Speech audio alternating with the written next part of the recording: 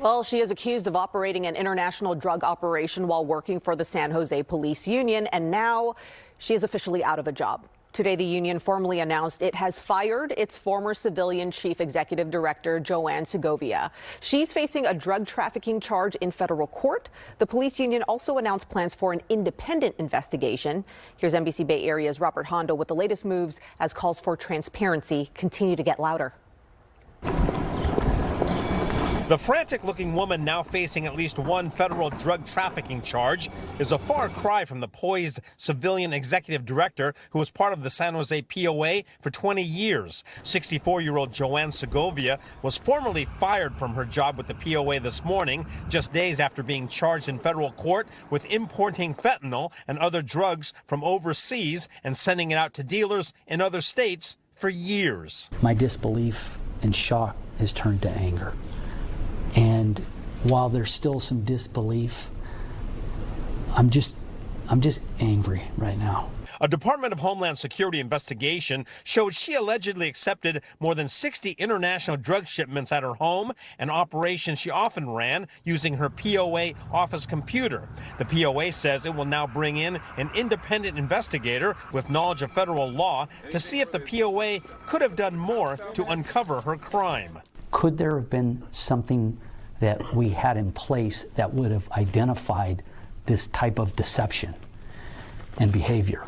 Mayor Matt Mahan says these steps need to be taken. I'm incredibly disappointed and disturbed by the allegations. I think it's a slap in the face to our police officers and other city employees who are working very hard to get fentanyl off our streets. Police watchdog Silicon Valley Debug says the POA has a credibility problem. In a statement, it said that they think running their own investigation from a consultant they hire can restore their image in the public. Tells me they are not comprehending the magnitude of this scandal. No, we have maintained a very open, very positive relationship with our members, with the community.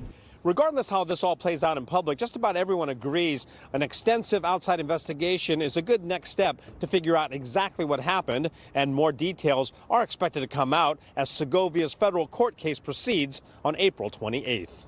In San Jose, Robert Honda, NBC Bay Area News. A bombshell drug smuggling accusation against a San Jose Police Officers Association employee. The union's executive director, Joanne Segovia, is expected to be in court at 1 o'clock today to address allegations she attempted to import illegal synthetic opioid drugs from overseas, specifically fentanyl, between October of 2015 and January of this year.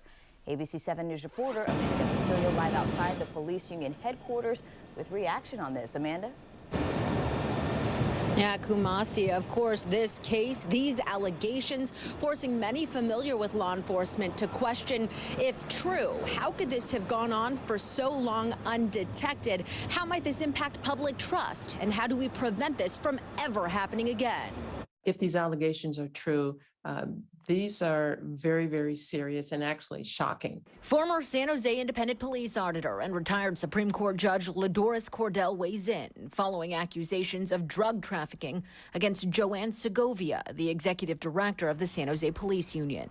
The city's police department has been under public scrutiny over the last few years after a string of officer misconduct allegations. This includes claims an officer masturbated inside a family's home while he responded to a mental health call.